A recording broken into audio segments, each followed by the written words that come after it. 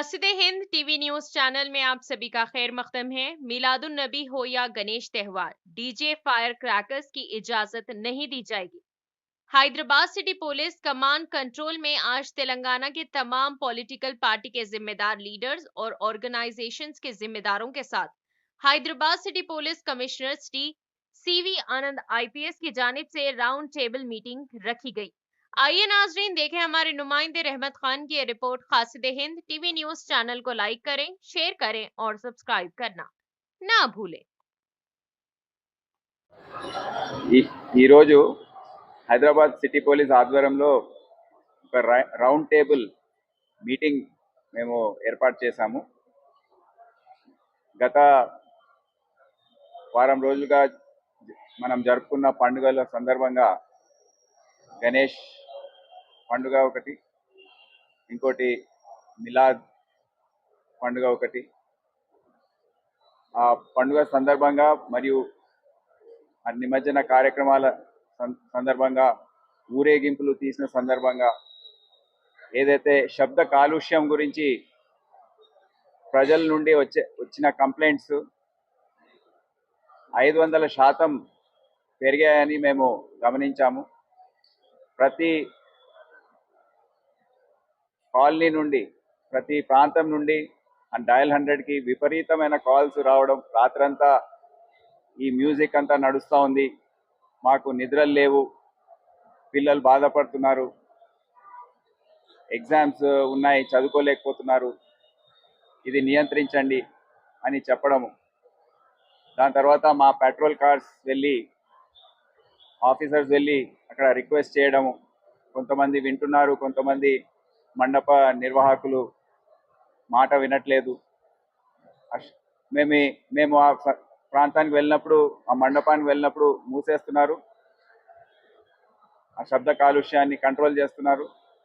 కానీ కొద్దిసేపటికి మళ్ళీ అది ప్రారంభమై మళ్ళీ ఆ డీజేలు పెట్టుకొని పెద్ద ఎత్తున ఈ శబ్ద కాలుష్యం అనేది జరుగుతూ ఉంది ఆ ప్రాంతంలో. ఊరేగింపు సమయంలో కూడా మా ఆఫీసర్స్ రిపోర్ట్ ఇచ్చారు, నేను కూడా వ్యక్తిగతంగా చూశాను.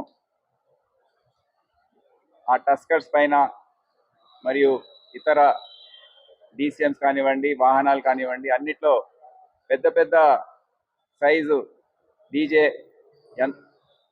ఎక్విప్మెంట్ ఏదైతే ఉందో అది పెట్టి దాదాపు 15-20 గంటల పాటు కూడా నృత్యాలు చేసుకుంటూ ఊరేగింపు కార్యక్రమం నిర్వహించారు చాలామంది. మేము ఆ ప్రాంతంలో నడుస్తున్నప్పుడు శబ్ద కాలుష్యమే కాదు, ఇతర అనుభవాలు మా ముందుకు వచ్చాయి. అంటే మొత్తం శరీరం అంతా వణుకుతూ ఉంది, హార్ట్, గుండె ఏదైతే ఉందో అది కదులుతూ ఉంది. ఇక చెవుల గురించి చెప్పే అవసరమే లేదు, అవి ఎప్పుడు పగులుతాయో అనే ఆ భయం కూడా ఏర్పడింది.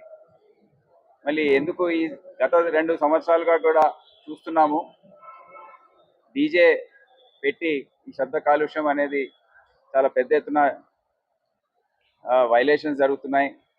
కానీ ఈసారి ఏదైతే శృతి మించి జరిగిందో అది అందరు కూడా చూశారు. ప్రభుత్వ పరంగా కూడా ముఖ్యమంత్రి గారు కానివ్వండి, అందరు కూడా అరే ఇదేంటి, ఎందుకు ఇట్లా అయిందని వారు అడిగి తెలుసుకున్నారు.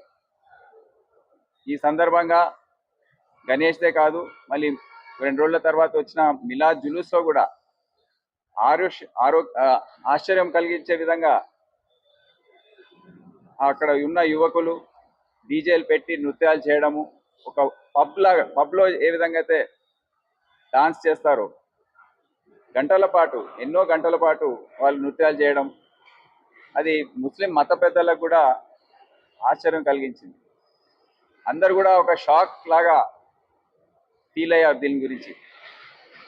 అందరు కూడా ఏకాభిప్రాయంతో, ఏకతాటిపైకి మీరందరూ ఏమన్నా చేయాలి, పోలీస్ డిపార్ట్మెంట్ తరఫున, ప్రభుత్వ పరంగా అందరు కూడా ఏదన్నా చేయాలి అని ఒక రిక్వెస్ట్ చేయడం.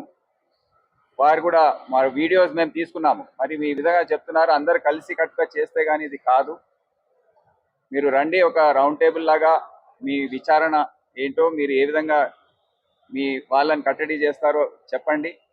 దాని తర్వాత ఇవన్నీ మేము కంపైల్ చేసి ఏకతాటిపైకి తీసుకొచ్చి ప్రభుత్వం ముందు పెడతాం. ప్రభుత్వం నిర్ణయం తీసుకుంటుంది ఏం చేయాలో. దాని తర్వాత దానిపైన కఠినమైన వైఖరి అవలంబించాలా, ఏ విధంగా చేయాలి, స్టేజెస్లో చేయాలా అనే నిర్ణయం తీసుకోబడుతుంది. అందుకే గత 3-4 రోజులుగా అందరికీ మేము లెటర్స్ రాసాము. ఈరోజు అన్ని ఆర్గనైజేషన్స్కి సంబంధించిన పెద్దలు, రాజకీయ పార్టీస్కి సంబంధించిన రిప్రజెంటేటివ్స్ని కూడా మేము ఆహ్వానించాము. వారందరూ కూడా ఒప్పుకున్నారు. ఈరోజు 3 గంటలకు అది ఆ మీటింగ్ స్టార్ట్ అవుతుంది. సో ఆ మీటింగ్లో ఏం జరిగిందో అన్నీ కూడా మీకు విశ్లేషించి తర్వాత తెలియజేస్తాం.